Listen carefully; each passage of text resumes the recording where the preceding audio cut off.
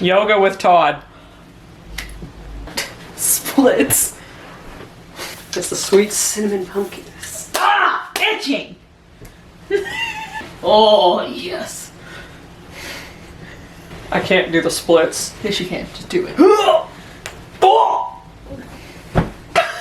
These shorts, though, are not made for this. I feel like the We Fit thing.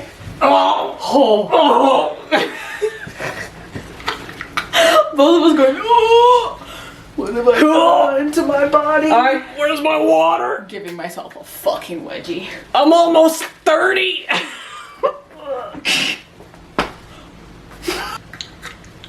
You're getting all of this.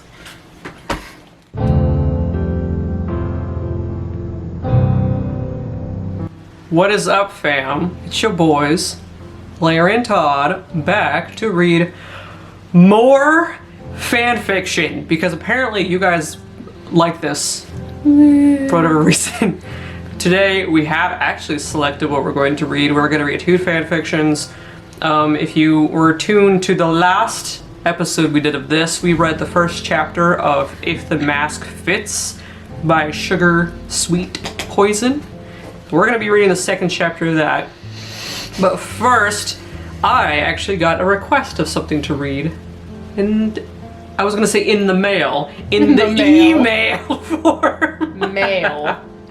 Yes. Who does mail anymore? Who does mail anymore? Snail mail. Snail mail is underrated. People should invest in snail mail again. Yes, our postal workers are amazing. Yes. Though you do have to give out your address, which is a little... The fan fiction we were sent is on Wattpad. And I know last time we were a little bit worried about Wattpad and our feelings on it. However, I do recognize it is up and coming. It's what people know nowadays. It's coming back around. It's come back around. So I was sent this fan fiction. It is it's a Sal and Larry me. So I'm interested to read that. Because I'm sure we're all interested to know how I feel about that. Anyway, it is called Blue Bitch by... Better than blue balls. Blue Bitch by Torude. Torude? I don't know how to say this name. It looks like this is from Sal's perspective, so I might have... No, wait, no, since you're such a good narrator on the next story, I'll go through this one and have you read some dialogue. Oh shit, I have to remember the character names, the character voices. It'll all come back. It'll all come back. Oh, maybe I don't want to. Well, we'll share at this point, but I'll start reading this one. Even though I'm assuming it's in the perspective of Sal, so...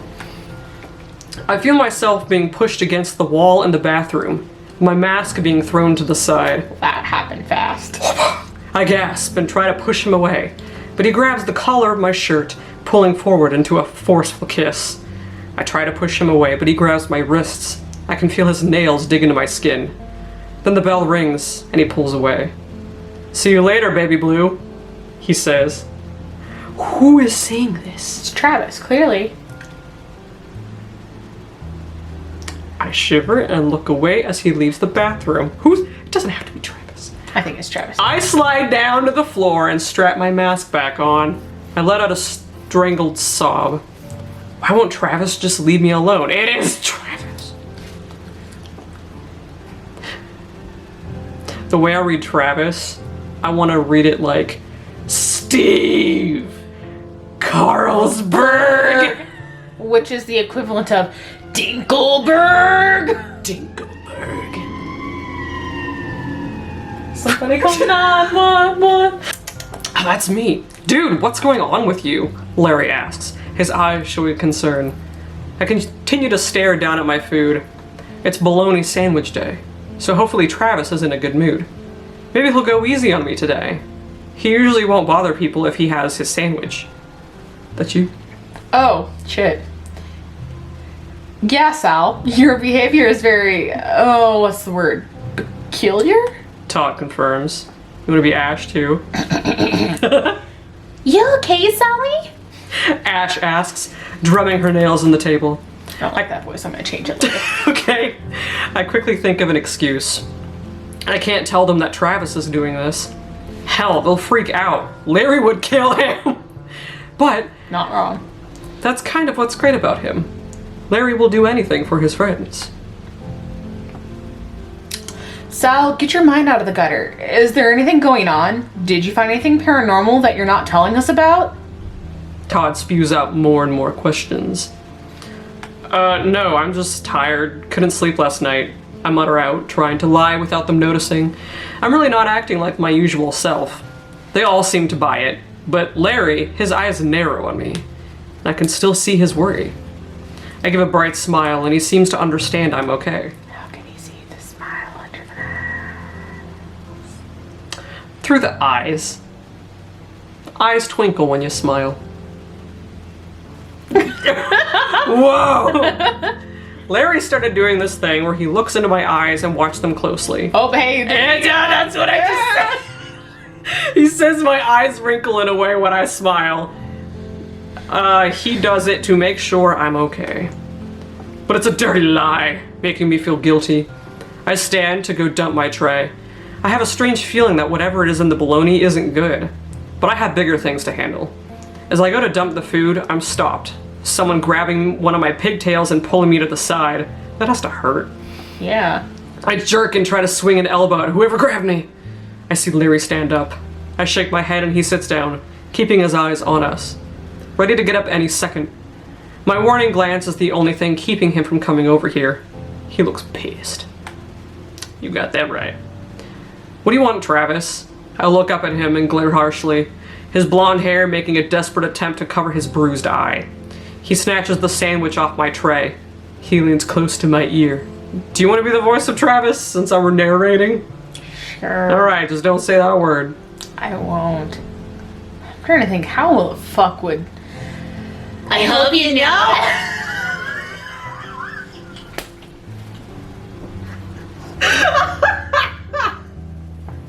Go on. I hope you know that you're a sinner. He hisses to me and then pushes me away and stalks off. The fact that we both did that. If this doesn't display our hatred for Travis, I don't know what will. I can't help shudder and shake it off. I throw away the rest of the contents on my tray and leave it on its designated spot. Travis is a fucking asshole.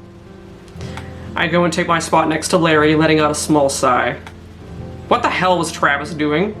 Larry glares at him from our table. Larry looks ready to beat the shit out of Travis. I can feel Travis glaring back. It makes me feel a bit weird to have him looking at us.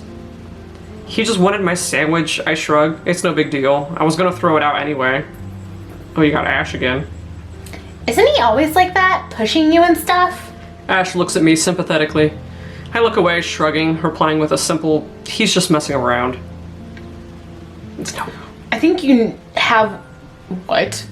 I think what you have, Sal, is considered, by definition, is a bully. Todd nods, as if deciding for himself. Well, you're right, so you're speaking for all of us. It's whatever, I tell them, but I don't know if it is. I just got over my crush on Ash. Now I have to deal with Travis. Whatever you call what he's doing.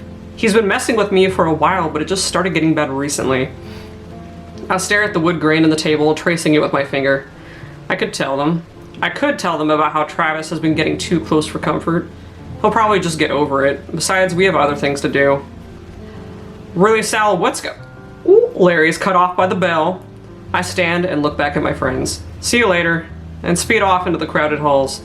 I rush to my next class, avoiding anyone with blonde hair, not wanting to accidentally run into Travis. I slink into the classroom, sitting in the back of the class. I don't look up when I hear someone slide into the seat next to me. Please don't let it be Travis. Hey, sinner. Shit. So that was just the prologue, wasn't it? Mm-hmm. Do we want to read chapter 1 or just...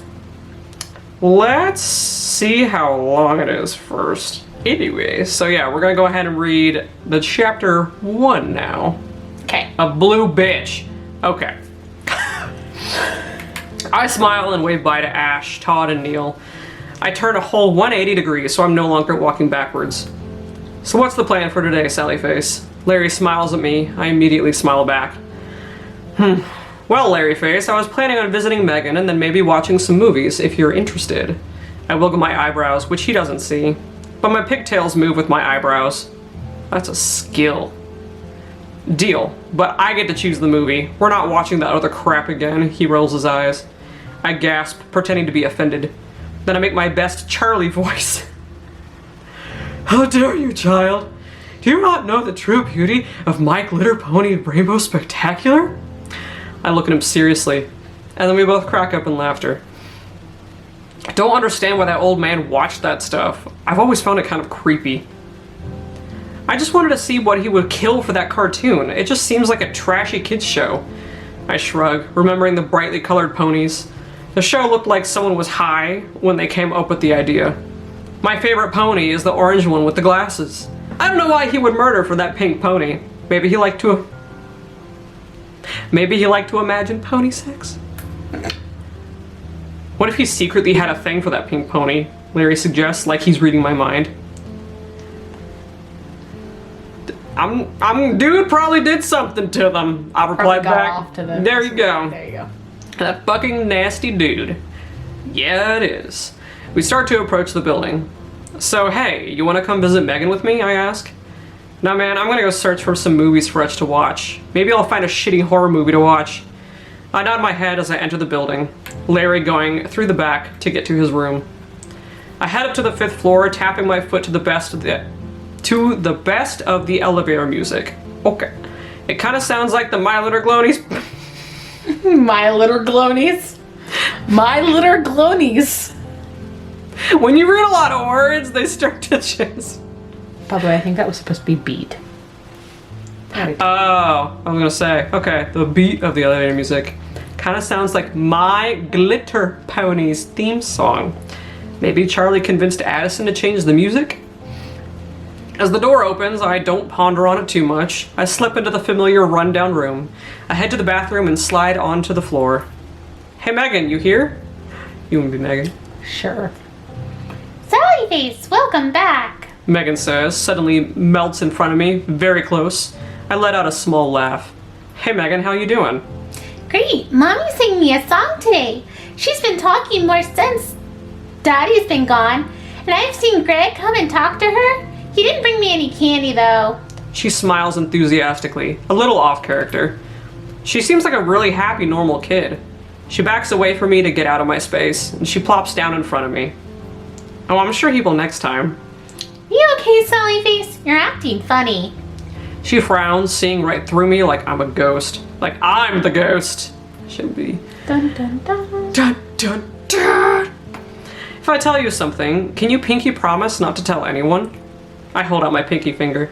She links hers with mine and nods, suddenly focused and concerned. Well, this guy, he pulled me into the bathroom today, and he kissed me. Oh, was it Larry Face? She asked, suddenly excited for some reason. I shake my head, small frown. No, it's this guy. He's kind of a meanie, I answer. She seems kind of disappointed. Oh, I'm sorry. Here. She holds out her necklace to me. Mommy said this would protect me from evil. It will protect you too. She gives me a small, confident smile, placing it in my hands, holding her hands close to mine. She disappears into a gory mess and fades away, a weird screaming noise being sounded. I look at the golden necklace she gave me, tracing the cross on it. I lift it above my head and place it around my neck. I leave the room and head to the basement. I see Larry setting up a movie on his old TV. What movie have you chosen, dude? That doesn't sound right. What movie have you chosen, dude? I ask, plopping down on a beanbag chair, looking at the screen covered in static. Oh man, I've chosen an old one I have yet to see. Bought it from the thrift store. Larry smiles, holding up the case of Pet Sematary. Here come spoilers for Pet Sematary. Oh, that movie. I've heard of it before. Apparently it's about a part of land where you can bury a body and it'll come back to life. It seems like Larry was able to afford buying more movies. What is that supposed to mean? Dad sometimes can't even afford to buy us dinner sometimes, and it doesn't help that we both eat more than we probably should. I shake the thoughts off and stare at the static screen that suddenly fills with pictures. Larry flops down next to me, pressing play, and the movie begins. Apparently, the ground is cursed and brings the dead body back to life. Larry leans forward, elbows on his knees. He's staring at the screen. He seems so interested, but I'm gonna guess that means in this movie. His deep, dark brown eyes already glued to the screen. Well, that's kind of dark. Okay. Apparently Sal says, I would bury Mom there. I muttered to myself. That's... What do you think? That's till I see? That's until? I think so. Okay, that's until till I see the cat isn't right. His eyes are dead, yellow, and dead. No pupils. I suddenly regret thinking of burying Mom there. The image of her pops in my mind, head, making me wheezy and sick. I can just imagine her blonde hair and mess. Her eyes no longer full of love, but instead empty. Her pupils were gone too. I try to shake off the thought, but it lingers in my head. Oh god, the kid's dead now? Gage, why? Didn't you bury him? You've seen the cat, dude, don't do it! I yell at the screen, movie logic getting me angered. Larry chuckles. Dude, chill out, it's just a movie. Why are characters in these movies idiots? I yell angrily. Larry smiles and half listens to me rant and half watches the movie. I wonder what we would do in place of the people in the movies. That took a turn I was not expecting. Yeah. That got pretty dark. Cursed but okay. Moment. Cursed it. Ah! So we looked at the comments. If you know what Rainbow Dash and a jar means, that's a comment. I'm sorry if you do know what that means. If you don't, I'm sorry if you looked it up. I do not take responsibility for you looking it up. So yeah, that was Blue Bitch. Thank you for sending that in. We can totally read more of that if you would like. And if you also would like us to read your fan fictions, send them to us. Yes. We're more than happy to. I'll put an email down below. Yeah. So I think I'm gonna have a water break and it'll be time to read chapter 2 of If the Mask Fits. Yes. Which if you weren't here last time, it is basically a Cinderella parody thing. Yep. Here we go! Chapter 2! Chapter 2 of If the Mask Fits. Alright. I'm trying to remember. The kingdom is in a buzz for the masquerade. Not only will it be the first public party at the palace in almost a decade, but the prince will also choose his fiancée tonight. What did you use for Mary? Oh, you'll remember. Was that all I remember? Come along, girls! Mary calls from the patio. Girls? Like, girl? Go on. And Adelaide and Jennifer strut out in their gowns. Sal has made the girls beautiful dresses. He had also spent a good hour doing their hair and makeup as best as possible, quickly wanting them out of the house. We're off to a great start. We're not even past the notes section. Oh, you two look so beautiful. Mary hands her daughters their masks. The prince will love you, girls. Girls. I just know that one of you will still royal hot tonight. Mary ushers the girls down the patio. Come on. We don't want to be late. Adelaide and Jennifer look at each other in confusion. That's not very clear who says it. No. But I remember the voice I gave to Adelaide. Party doesn't start for another. Shh. Inside, Sal watches from the attic window as the women turn the corner and disappear. He runs to his bed, his mother's dress sweeping across the floor as he runs, and grabs his mask. He had also found an old pair of his mother's white heels in the basement and slipped them on. Sal pats Gizmo's head. Was it? I think I was Sal. I think so. See you later, Giz. He runs downstairs to the front door. Sal opens the double doors and peeks his head out. No signs of any carriages or people walking by. Everyone he could see was already on their way to the palace. Sal takes a deep breath and steps out.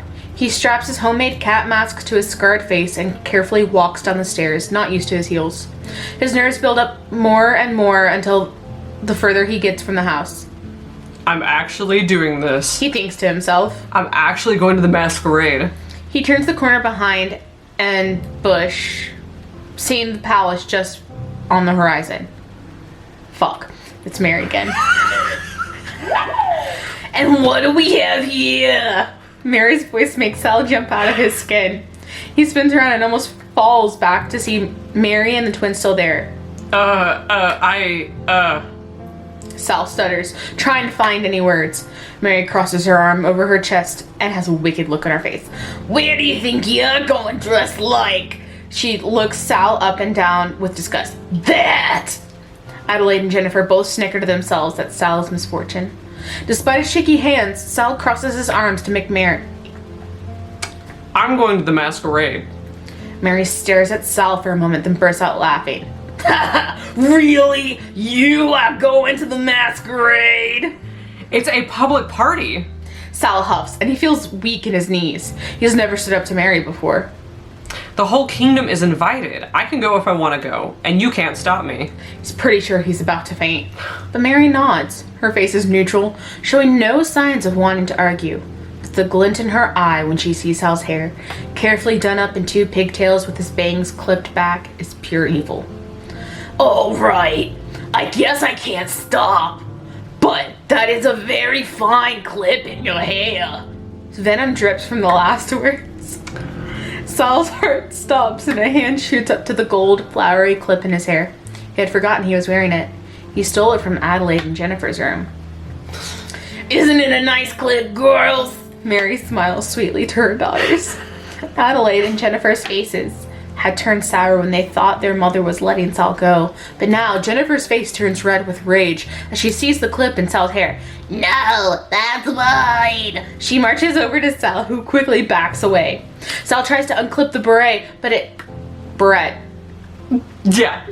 gets tangled and stuck in his bangs. You can have it back. Jennifer grabs Sal and rips out the clip with a few of blue hairs. Wait a minute. Adelaide runs up to Jennifer's side. That's mine. She reaches for Sal's neck and yanks off the pearl necklace. No. Sal screams. It's not yours. But his mother's necklace breaks and the pearls scattered on the rocks. The necklace was a gift to Diane from Henry when she had given birth to Sal. Mary covers a laugh and fastens her fox mask to her face. And what? Oh. Where'd it go?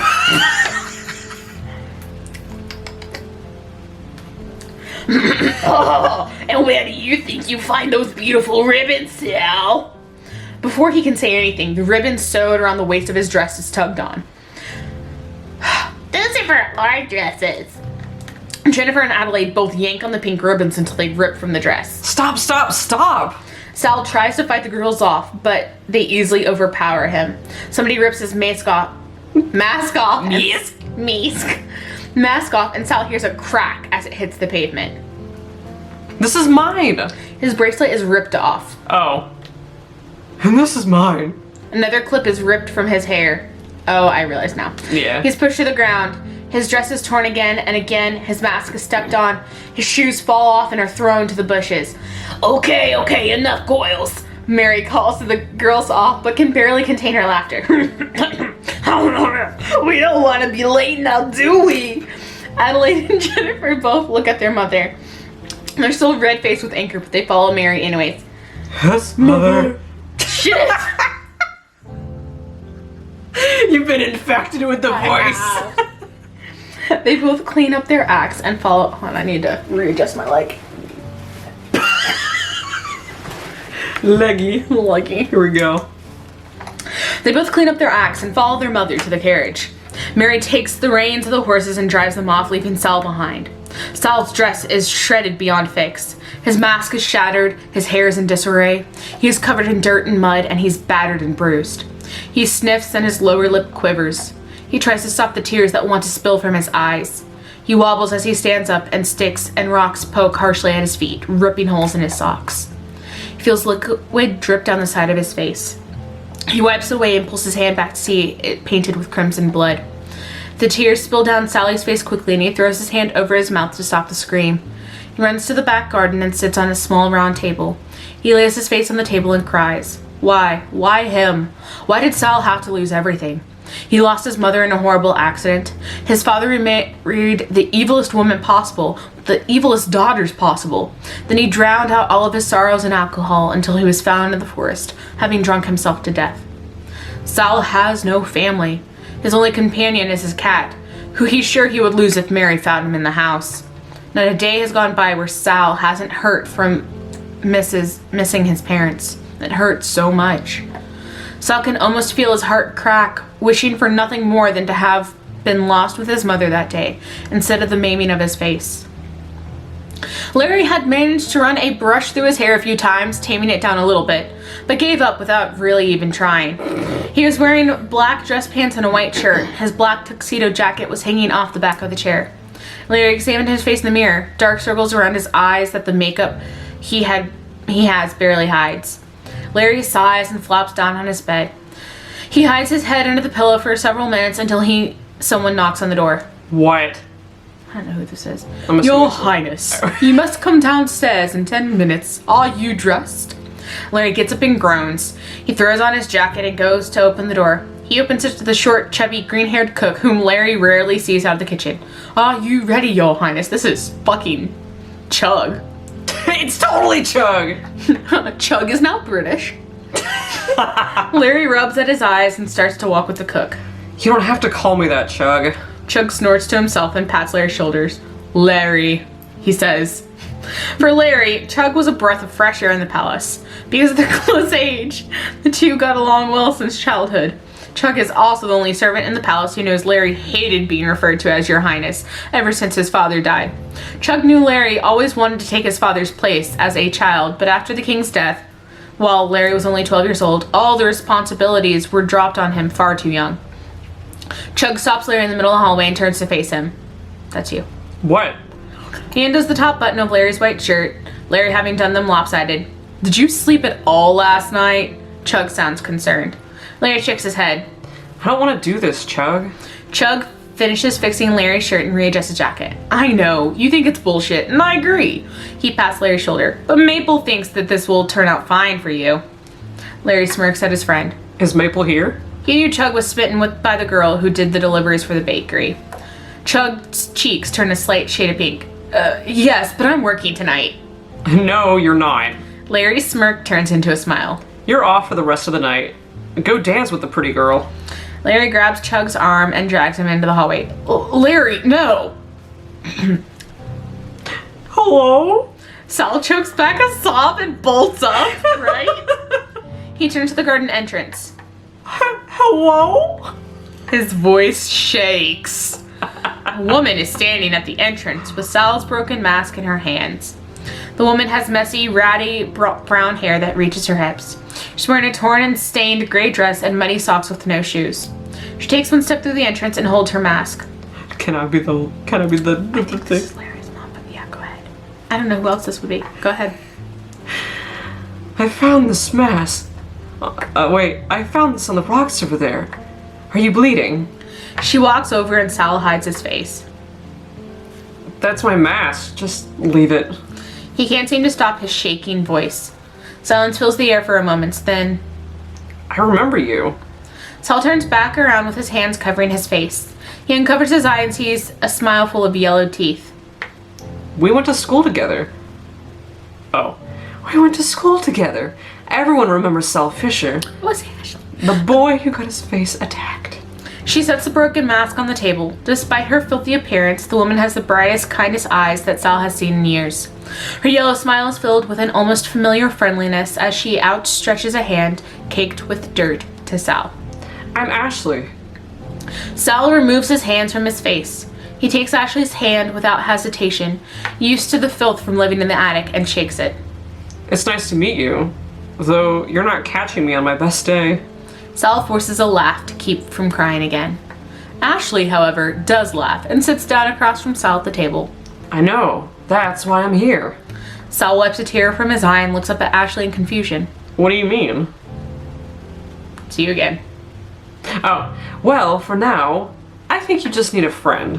Ashley smiles and throws her hands up. So I will be a friend.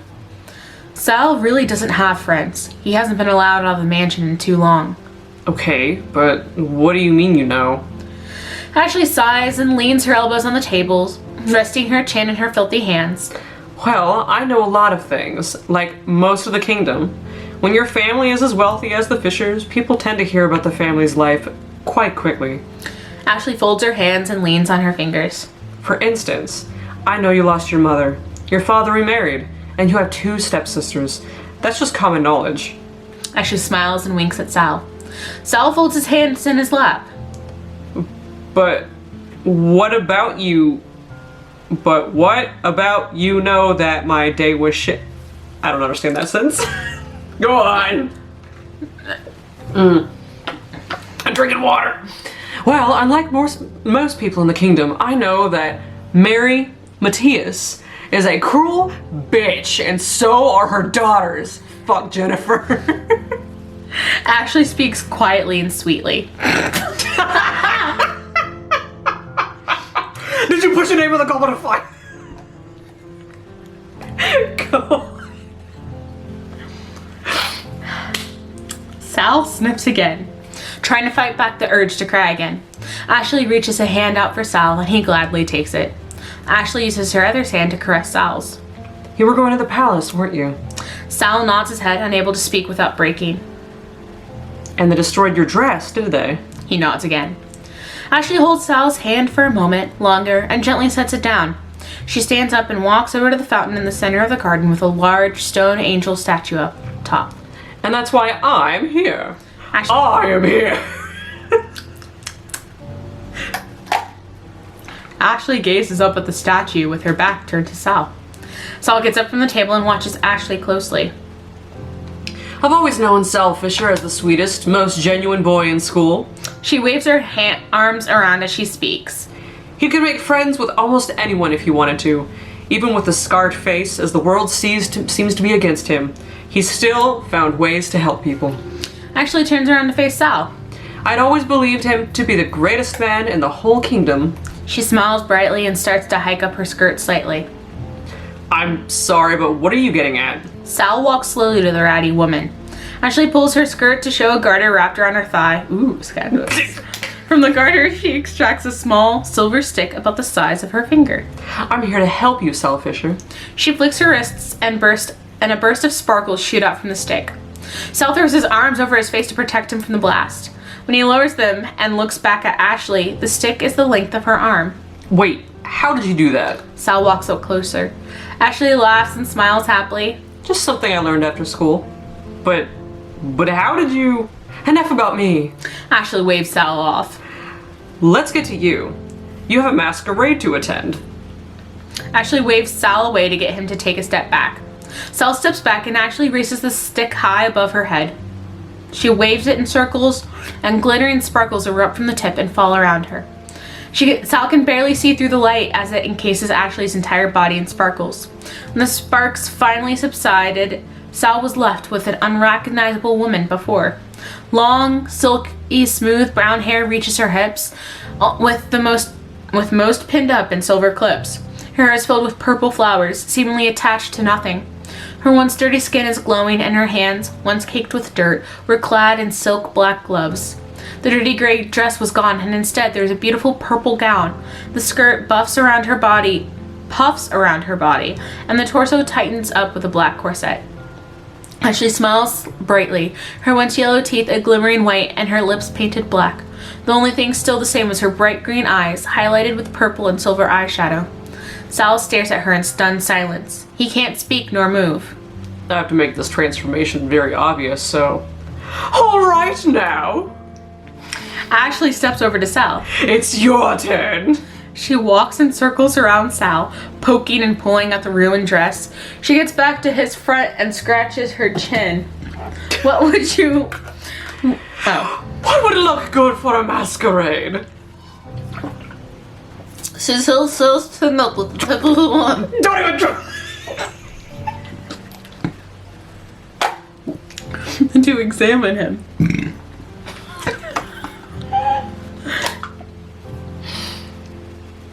I was fine. Why? I started to laugh. Was the only word Sal could get out. Why what? Why are you being so nice to me?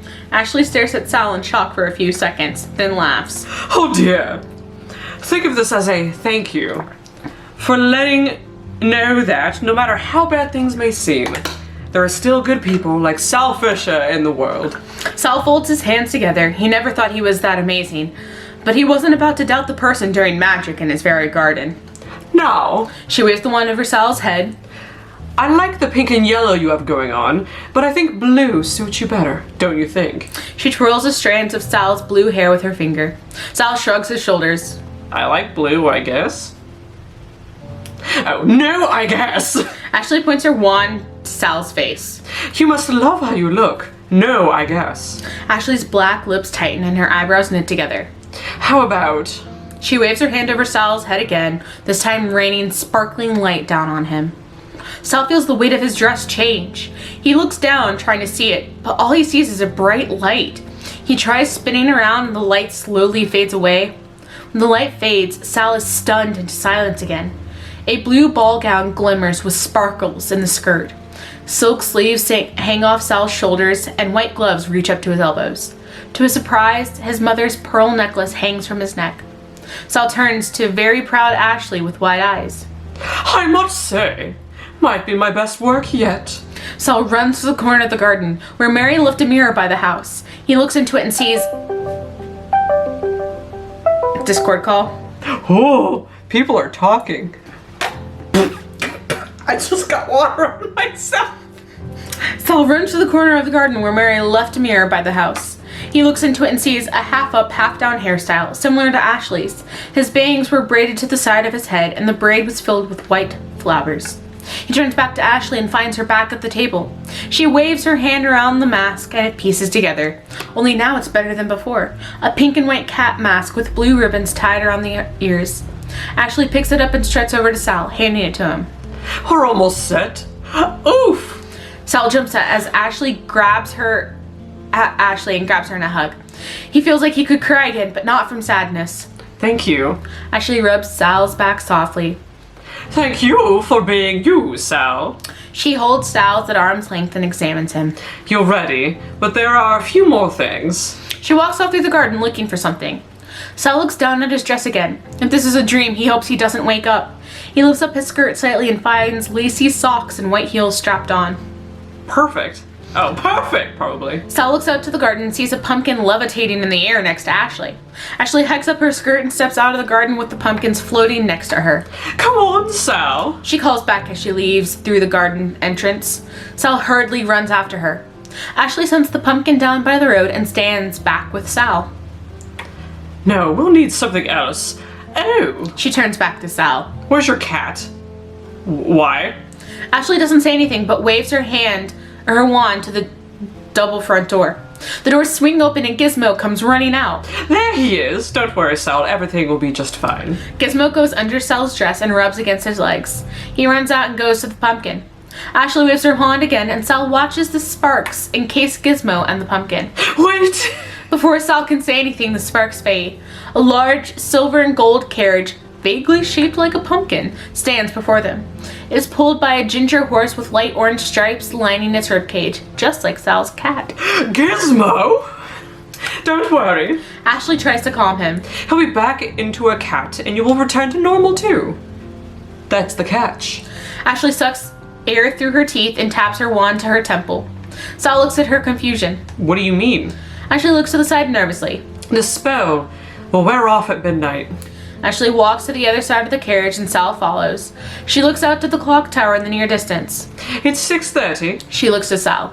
You must return home before midnight, because the spell will wear off. Your dress will be gone, and your cat will return to normal. And this She knocks on the carriage. will be a pumpkin. Sal takes a deep breath and looks out to the clock tower. Okay, I can be back before midnight. It won't be hard. Sal hops in place and his arms lock up. I'm going to the masquerade. You're going to the masquerade. Ashley opens the carriage door and helps Sal inside. Sal sits on the blue velvet seats and Ashley pokes her head through the window. Enjoy your night, yourself tonight, but remember, the spell fades at midnight. I'll remember. Sal smiles and straps his mask on. Thank you, Ashley. You're welcome, Sal. No go. Ashley sends sparks from her wand and Gizmo the horse pulls the carriage down the street. Sal waves back to Ashley as the carriage fades into the crowds. People in masquerade wear everywhere walk the streets, all going the same direction. Horses pull carriages along, all on their way to the palace. For the first time in years, Sal was getting his wish granted. Yang! That was chapter 2. That was Blue Bitch and If the Mask Fits chapter 2. Wow. So we will probably do more of this and read more because it's fun and y'all seem to like it. Okay, I'm passing this back to you. My arm hurts. Yeah, I'll just put it over here. Oh. Your poor arm. My poor arm. Oh my gosh. Anything you'd like to say to the people? Don't you just love Mary's voice? Girls. Squeals. Anyway, thank you for joining this adventure and Long conversation. and we'll see you in the next one. Okay. Adios, boys and girls. Bye, girls.